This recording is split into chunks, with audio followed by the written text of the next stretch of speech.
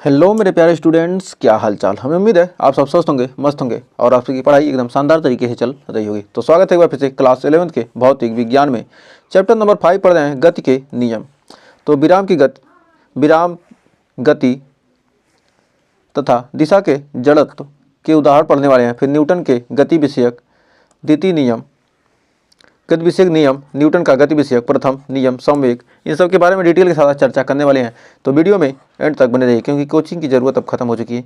आपको बिना कोचिंग किए हुए आपको क्या करना है, सिर्फ ऑनलाइन, वो भी फ्री ऑफ कॉस्ट आपको क्या है उपलब्ध है। यदि आप 12th की तैयारी, अगर आपके साथी कोई 12th में है तो वहाँ पर क्या होगा, सिलेबस लगभग कंप्लीट होने वाला है। केमिस्ट्री का सिलेबस कंप्लीट हो चुका है, रिवीजन चल रहा है। टारगेट सीरीज क्या है आपके लिए, टॉपर क्रैश कोर्स भी लॉन्च हो चुका है और चल रहा है शानदार तरीके से। उसमें भी केमिस्ट्री के 2 चैप्टर कंप्लीट हो चुके हैं, फिजिक्स का 1 चैप्टर कंप्लीट हो चुका है। तो उससे भी क्या कीजिए, अपने दोस्तों को बताइए जो क्या हो, क्लास 12th में हो, वो भी फ्री ऑफ कॉस्ट। तो आइए शुरुआत करते हैं सेशन की। कह विराम के जड़त्व के उदाहरण। तो विराम के जड़त्व के उदाहरण मानिए क्या, बस में बैठे यात्री अचानक चलने पर क्या होता है, पीछे की ओर गिर पड़ते हैं। ऐसा क्यों होता है?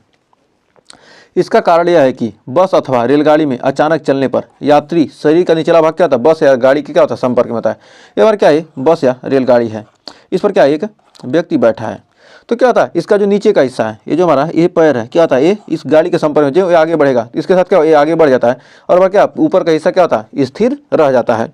जब क्या गाड़ी आगे बढ़ेगी, क्या होगा, पीछे का हिस्सा क्या होगा, पीछे की तरफ क्या होगा, यहीं पर खड़ा रह जाएगा पीछे वाला, और आगे वाला क्या होता है, बढ़ जाता है। तो क्या होता है, हम पीछे की ओर क्या होते हैं, गिर पड़ते हैं। तो क्या रेलगाड़ी के संपर्क में शीघ्र ही बस अथवा रेलगाड़ी के साथ गति क्या करता है, प्रारंभ करता है। जो हमारे नीचे का हिस्सा क्या गति प्रारंभ कर देता है, परंतु शरीर का जो ऊपरी भाग है बस या रेलगाड़ी के संपर्क में नहीं है। जो हमारा शरीर का ऊपरी भाग है वह बस या रेलगाड़ी के क्या संपर्क में नहीं होता है।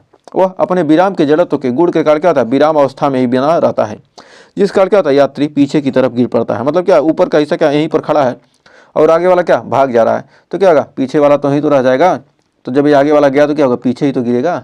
तो इस प्रकार क्या होती है, इसका क्या होता है, आदमी क्या होता है, पीछे की तरफ गिर पड़ते हैं। किस जड़ के कारण, विराम के जड़त्व के कारण। नेक्स्ट, फिर अगला उदाहरण है, पेड़ को तेजी से हिलाने पर उसके फल टूटकर नीचे गिर जाते हैं। जब क्या करेंगे, हम पेड़ को तेजी से हिला देते हैं तो क्या होते हैं, फल टूटकर गिर जाते हैं। जो पेड़ का फल है वो क्या होता है, स्थिर रहने की कोशिश करता है, लेकिन क्या करते हैं, शाखाएं क्या होती हैं, गतिशील हो जाती हैं, जिस कारण क्या होता है, जो फल होता है क्या होता है, नीचे गिर जाता है। तो इसका कारण क्या है, इसका कारण यह है कि पेड़ तेजी से हिलाने पर उसकी शाखाएं क्या गति अवस्था में हो जाती हैं, परंतु लटके फल अपने विराम के जड़त्व के कारण क्या होता है, विराम अवस्था में ही बने रहते हैं और शाखाओं से क्या होता है, टूट कर नीचे गिर जाते हैं। वही चीज़ हमने बताया, वही चीज़ है। फिर कंबल को डंडे से पीटने पर उसके धूल के कण अलग हो जाते हैं। क्यों होते हैं, ये भी क्या है, विराम के जड़त्व कारण। ये क्या कहते हैं, हम कंबल पीटते हैं तो ये क्या होता है, कंबल क्या होता है, गतिशील होता है, जो उसमें क्या होता है, धूल के कण क्या होते हैं, गतिशील नहीं होते, क्या होता है, विराम में रहना पसंद करते हैं, जिस कारण क्या होते हैं, वह क्या होते हैं, कंबल से बाहर निकल जाते हैं। तो कह रहा है, इसका कारण यह है कि कंबल को डंडे से पीटने पर कंबल डंडे के संपर्क में आकर गति प्रारंभ कर देता है, जबकि धूल के कण विराम के जड़त्व के कारण अपने स्थान पर विराम अवस्था में बने रहते हैं और कंबल क्या होता है, अलग हो जाते हैं। तो उम्मीद है यहाँ तक कोई डाउट नहीं होगा। तो तीनों उदाहरण आपको अच्छे से क्लियर हो गए होंगे। देखिए यहाँ डंडा से पीट रहा है। फिर अगला है, खिड़की के शीशे पर से बंदूक की गोली से टकराने पर शीशे में एक छोटा छेद बनता है, परंतु पत्थर के टकराने पर शीशा चटक जाता है। जो हमारा क्या होता है, गोली होती है, बंदूक की गोली क्या होती है, सीधे क्या होती है, इतनी स्पीड होती है बंदूक गोली में, क्या होता है, वह सीधे क्या होती है, इसके आर पार क्या होगी, जिस जहाँ पर टकराती है क्या वहाँ पर छेद होकर क्या निकल जाती है। जब तक सारे क्या होता है, गतिशील होते हैं तब तक क्या होती है, वह बाहर निकल जाती है और शीशा क्या होता है, नहीं चटकता है। लेकिन जब पत्थर टकराता है क्या चारों तरफ क्या होता है, वाइब्रेशन उत्पन्न करता है, जिसके कारण क्या होता है, चटक जाता है। तो आइए इसको देखिए क्या कर रहा है। तो आइए यहाँ पर समझते हैं। कर इसका कारण यह है कि बंदूक की गोली का वेग अत्यधिक होने के कारण खिड़की के शीशे से टकराने पर गोली शीशे के संपर्क में बहुत कम समय तक रहती है। मतलब क्या होगा, जो शीशे के संपर्क में क्या बहुत कम समय तक रहती है, अतः शीशे में केवल उसी भाग में तीव्र गति उत्पन्न होती है और शीशे में एक गोल तथा छोटा छेद बन जाता है, तथा शीशे का शेष भाग क्या होता है, विराम के जड़त्व के कारण क्या होता है, अपने स्थान पर विराम अवस्था में रहता है। जो शेष भाग क्या होता है, विराम में ही रह जाता है, बना रहता है। और पत्थर का वेग क्या होता है, चूंकि पत्थर का वेग क्या है, कम होने के कारण, जो पत्थर का वेग क्या होता है, बहुत ही पत्थर में क्या होगा, बहुत ही कम वेग से जाएगा, वह शीशे के संपर्क में क्या होता है, अधिक समय तक रहता है, जिस कारण शीशे का शेष भाग क्या होता है, भी क्या होता है, गतिमान हो जाता है। जब पूरा भाग गतिमान होगा क्या होगा, शीशा चटक जाता है। तो हमें उम्मीद है अब आपको ये चारों उदाहरण आपको अच्छे से क्लियर हो गए होंगे। तो एक एक्सपेरिमेंट देखते हैं। एक एक्सपेरिमेंट हम देखते हैं कैसे। मान लीजिए क्या ये हमारा एक क्या एक गिलास है, एक गिलास है, गिलास पर क्या किया हमने एक गत्ता रख दिया, एक गत्ता रख देते हैं, इस पर क्या किया हमने एक गोली रख दिया और क्या कहते हैं गत्ते को हम क्या करते हैं इतना तेज़ी से खींचते हैं कि क्या होता है यह गोली अंदर की तरफ गिर जाता है। क्यों ऐसा होता है, तो आइए इसको देखते हैं। कह रहा एक गिलास गत्ते के ऊपर ढका हुआ है, एक गिलास क्या गत्ते से क्या कर दिया, इस गिलास को क्या गत्ते से यहाँ पर ढक दिया गया है और उसके ऊपर एक सिक्का रख दिया गया, कुछ भी रख दीजिए, एक सिक्का ही रख दिया गया है। अब उस गत्ते को अंगुली द्वारा तेजी से मारा जाता है, इस गत्ते को क्या करें हम अंगुली से क्या किए तेजी से मारे और क्या होगा यहाँ पर देखिए गत्ता क्या होगा आगे निकल गया, लेकिन गोली क्या होगा पैसा क्या होगा नीचे गिर गया। सिक्का क्या होता है मारा जाता है तो गत्ते का टुकड़ा आगे निकल जाता है और सिक्का गिलास में गिर जाता है। तो इसका कारण यह है कि गत्ते का जो टुकड़ा था तो क्या अंगुली से मारने पर क्या होता है गति में आता है, लेकिन परंतु जो सिक्का है क्या वह विराम में ही है, विराम में, उस पर तो हमने कोई भार लगाया नहीं, कुछ किया नहीं, तो क्या विराम में रहने की कोशिश करता है। कोई वस्तु क्या विराम है तो क्या विराम में ही रहने की कोशिश करती है। विराम का जरूरत कहता है क्या कोई वस्तु विराम में है तो क्या आगे विराम में ही रहने की कोशिश करती है जब तक क्या उस पर कोई बाह्य बल न लगाया जाए। तो सिक्का, सिक्के पर तो हमने कोई बाह्य बल लगाया नहीं, तो विराम अवस्था में ही रहना चाह रहा है। लेकिन क्या करें हमने गत्ते पर बाह्य बल लगा दिया तो गत्ता क्या होगा निकल गया, लेकिन सिक्का क्या होगा अब यहाँ पर जब कोई जगह नहीं था क्या होगा सीधे गिलास में क्या होगा नीचे गिर गया। यहाँ पर देखिए क्या होता है गिलास में गिर जाता है। तो उम्मीद है यहाँ तक आपको कोई डाउट नहीं होगा। तो आइए बढ़ते हैं आगे। तो यहाँ पर इसको एक्सपेरिमेंट को अच्छे तरीके से देख लिए। यहाँ पर क्या किया हमने इसको क्या किया हमने तेज़ी से मारा और क्या होगा ये आगे निकल गया और क्या सिक्का यहीं पर था, सिक्का यहीं पर क्या यहीं पर, लेकिन क्या होगा जब खाली जगह पाया तो नीचे गिर गया, सिक्का यहाँ पर क्या होगा नीचे गिर गया। तो उम्मीद है यहाँ तक आपको कोई डाउट नहीं होगा। अब जानते हैं गति के उदाहरण। वो तो क्या था विराम के जड़त्व का उदाहरण, अब गति के जड़त्व का उदाहरण देखते हैं। चलती हुई बस या रेलगाड़ी में अचानक रुकने पर उसमें बैठा यात्री आगे की ओर झुक जाता है। जब क्या होती है चलती हुई रेलगाड़ी क्या होती है चल रही है और अचानक क्या हो गई रुक गई, तो बैठा हुआ आदमी यात्री क्या होता है आगे की ओर क्या होता है झुक जाता है। अब तक को क्या था विराम था और क्या होगा चलना शुरू किया तो क्या होगा पीछे झुक जाता था। लेकिन क्या इसमें जब गाड़ी क्या आती है अचानक रुकती है तो क्या होता है बैठा हुआ यात्री आगे की ओर झुक जाता है। तो इसका कारण क्या है, इसका कारण यह है कि चलती हुई बस या रेलगाड़ी में यात्री की गाड़ी की चाल से क्या गति करता है। जो हमारा ये क्या बस ये पूरा गाड़ी यात्री है क्या होता है गाड़ी की चाल से क्या गति कर रहा है, लेकिन जब क्या होता है अचानक ब्रेक लगता है तो क्या होता है ये तो गतिशील रहता ही है, यात्री क्या होता है गतिशील पूरा शरीर होता है। लेकिन क्या होता है गति के जड़त्व क्या है ये जो हमारा क्या नीचे का भाग क्या होता है जब ब्रेक लगता है क्या नीचे का भाग स्थिर हो जाता है, लेकिन क्या होता है ये आगे के ऊपर का भाग क्या होता है गतिशील रहता है, जिसके कारण क्या हम आगे की तरफ झुक जाते हैं। तो कह रहा बस या रेलगाड़ी के अचानक रुकने पर यात्री के शरीर का निचला भाग क्या होता है गाड़ी के संपर्क में, तो गाड़ी के साथ तेजी से क्या होता है रुक जाता है। लेकिन शरीर का ऊपरी भाग गति के जड़त्व के कारण क्या होता है उसी चाल से गति करता रहता है, जिस कारण यात्री क्या होता है आगे की ओर झुक जाता है। तो उम्मीद है यहाँ तक कोई डाउट नहीं होता। आइए बढ़ते हैं नेक्स्ट उदाहरण की तरफ। अब कह रहा चलती गाड़ी से उतरने पर यात्री को गाड़ी की गति की दिशा में कुछ दूरी तक दौड़ना चाहिए, अन्यथा वह आगे की ओर क्या हो जाएगा गिर पड़ता है। तो ऐसा क्यों होता है, इसका कारण भी यह है क्या, इसका भी कारण वही है कि इसका कारण यह है कि चलती गाड़ी में यात्री गाड़ी की चाल से क्या होता है गति करता है। जब बैठा यात्री क्या गाड़ी की चाल से क्या कर रहा है पूरा शरीर इसका गति कर रहा है, लेकिन जब निकले उतरेगा तो क्या होगा तुरंत क्या होता है विराम में होता है, लेकिन क्या शरीर तुरंत रुक नहीं पाती है, जिस कारण क्या होता है वह क्या होता है आगे की तरफ गिर जाता है। लेकिन क्या चलती गाड़ी से उतरने पर जैसे ही शरीर का निचला हिस्सा पृथ्वी के संपर्क में आता है वह विराम अवस्था में आता है, परंतु शरीर का ऊपरी हिस्सा क्या होता है गति के जड़त्व कारण क्या होता है उसी चाल से आगे गति करता रहता है, जिससे वह क्या होता है आगे की ओर गिर पड़ता है। यदि यात्री क्या कुछ दूरी तक गाड़ी की गति की दिशा में क्या दौड़ता है तो शरीर के ऊपरी भाग को भी क्या है रुकने के लिए पर्याप्त समय मिल जाता है और यात्री क्या होता है सुरक्षित रहता है। तो इसलिए क्या करना चाहिए जब भी गाड़ी से उतरिए तो क्या हो गया यदि गाड़ी चल रही है गति की दिशा में क्या उसके गति की दिशा में क्या करना थोड़ा समय दौड़ने से क्या होगा आप आगे की तरफ नहीं गिरेंगे। तो आइए बढ़ते हैं आगे। अगला उदाहरण का देखिए क्या कर रहा है, कह रहा तेज दौड़ते घोड़े के अचानक रुक जाने पर घुड़सवार आगे की ओर गिर जाता है। इसका कारण यह है कि जब घोड़ा तेजी से दौड़ता है तब घोड़ा तथा घुड़सवार एक चाल से क्या कहते हैं गति करते हैं, और घोड़े के अचानक रुक जाने पर घुड़सवार गति के जड़त्व के कारण क्या होता है आगे की ओर गति करता रहता है, जिस कारण क्या होता है घुड़सवार आगे की ओर गिर जाता है। इस सब क्या है गति के जड़त्व के क्या है उदाहरण है। एक और उदाहरण देखिए, कर बस की छत पर रखे सामान को रस्सी से बांध देते हैं। क्यों बांधते हैं, इसका कारण यह है कि जब चलती बस अचानक रुकती है तो बस की छत पर रखा सामान अपनी गति के जड़त्व के कारण आगे की ओर गति करता रहता है और बस में नीचे गिर जाता है। अतः सामान को सुरक्षित रखने के लिए उसे क्या किया जाता है रस्सी से बांध देते हैं।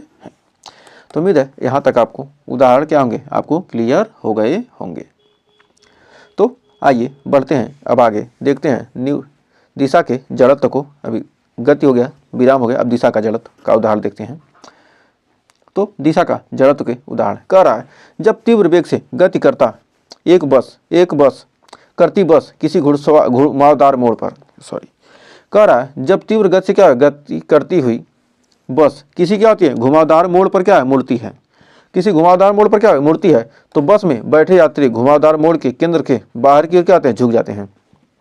केंद्र के बाहर की ओर क्या आते हैं, झुक जाते हैं। मतलब क्या, ये केंद्र है, ये क्या है, केंद्र है, तो क्या आते हैं, इधर झुकना चाहिए, लेकिन क्या है, इधर बाहर की तरफ क्या आते हैं, झुक जाते हैं। केंद्र से बाहर की ओर झुक जाते हैं। इसका कारण यह है कि जब तीव्र गति से गति करती बस घुमावदार मोड़ पर मुड़ती है, तब उसमें बैठे यात्री क्या होते हैं, दिशा के जड़त्व के कारण पहली दिशा में क्या आते हैं, गति करते हैं। मतलब क्या है, यहाँ से ऐसे जा रहा है, ऐसे क्या घुमावदार मोड़ है, तो क्या रहा है, ये सीधा गति कर रहा है, ये ऐसे सीधे गति कर रहा है, लेकिन क्या होगा, बस अचानक क्या घूम गया।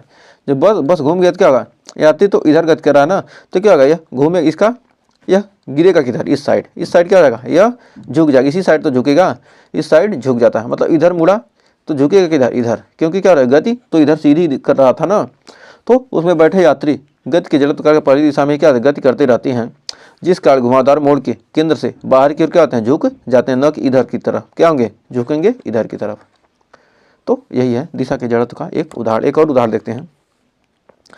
कर यदि पत्थर की डोरी से बांध कर, एक पत्थर की डोरी को क्या बांध कर क्षैतिज वृत्तीय पथ में घुमाए, तब डोरी टूटने पर पत्थर क्या करता है, स्पर्श रेखी दिशा में क्या करता है, गति करता है। इसका कारण क्या है, स्पर्श रेखी, जिस स्पर्श क्या है, ऐसे स्पर्श रेखी मतलब क्या है, ऐसे हम पत्थर को क्या करें, घुमा रहे हैं, इसको गोल घुमा दिए, तो क्या होगा, जो हमारा स्पर्श पर क्या करें, इस स्पर्श रेखी क्या होता है, इधर जहाँ स्पर्श किया वहाँ स्पर्श रेखा खींचेंगे क्या, उधर ही क्या हो जाएगा, गति कर जाएगा। तो इसका कारण यह है कि वृत्तीय पथ पर गति किसी बिंदु पर पत्थर की चाल स्पर्श रेखी चाल की दिशा में होती है।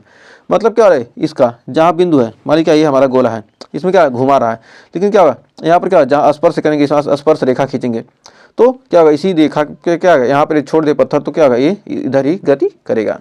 तो स्पर्श रेखी चाल में होती है।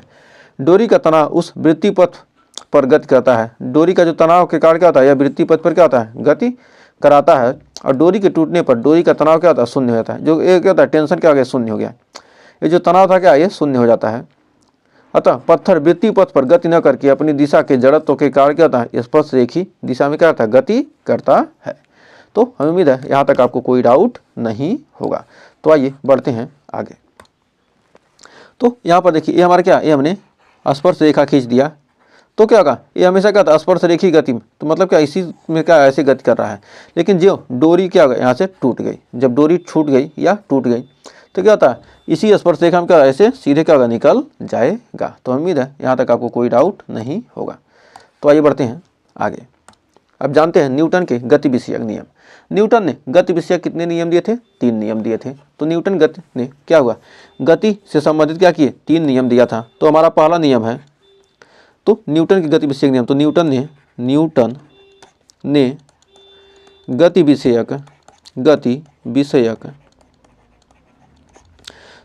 गति विषयक न्यूटन के गति विषयक क्या है, न्यूटन के गति विषयक 3 नियम होते हैं, विषयक 3 नियम होते हैं। न्यूटन के गति विषयक के क्या होते हैं, 3 नियम होते हैं। तो पहला है न्यूटन का गति विषयक का प्रथम नियम। न्यूटन का गति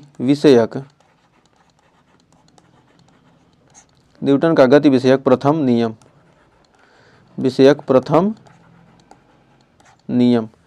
फिर दूसरा है न्यूटन का गति विषयक द्वितीय नियम। न्यूटन का गति विषयक द्वितीय नियम। और हमारा एक और है न्यूटन का गति विषयक तृतीय नियम। न्यूटन का गति विषयक तृतीय नियम। न्यूटन का गति विषयक तृतीय नियम। तो न्यूटन ने क्या गति विषयक 3 नियम दिए थे, प्रथम नियम, द्वितीय नियम और तृतीय नियम। तो आइए जानते हैं न्यूटन का गति विषयक नियम होता क्या है। न्यूटन के गति विषयक नियम। तो न्यूटन के गति विषयक नियम क्या है?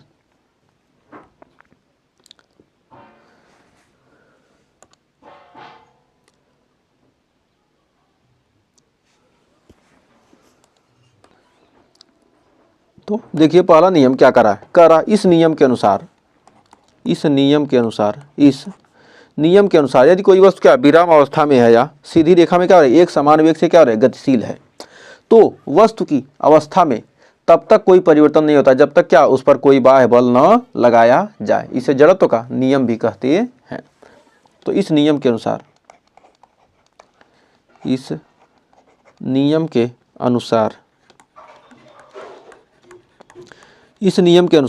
यदि कोई वस्तु विरामावस्था में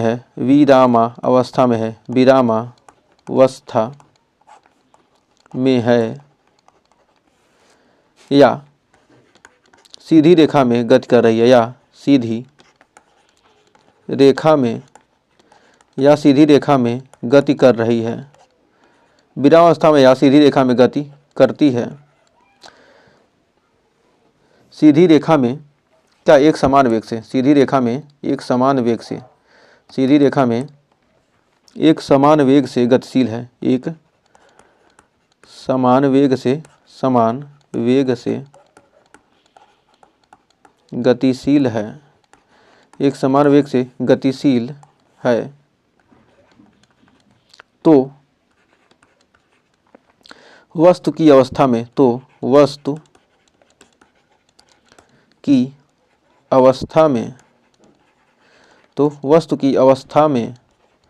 तब तक कोई परिवर्तन नहीं होता, कोई परिवर्तन नहीं होता है जब तक उस पर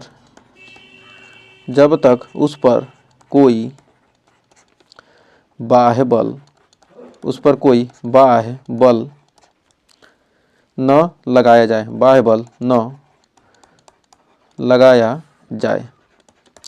जब तक उस पर क्या कोई बाह्य बल न लगाया जाए। इसे जड़त्व का नियम भी कहते हैं। इसे जड़त्व का नियम भी कहते हैं।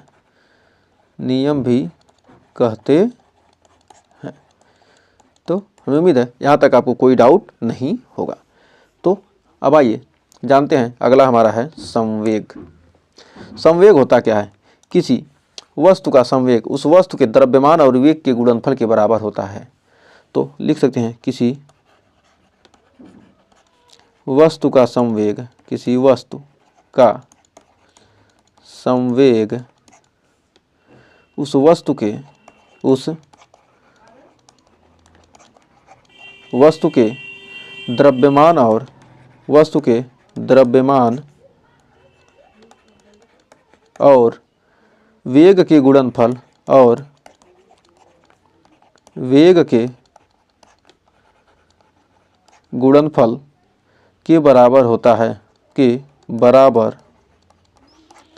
गुणनफल के बराबर होता है, द्रव्यमान और वेग के गुणनफल के क्या होता है? बराबर होता है।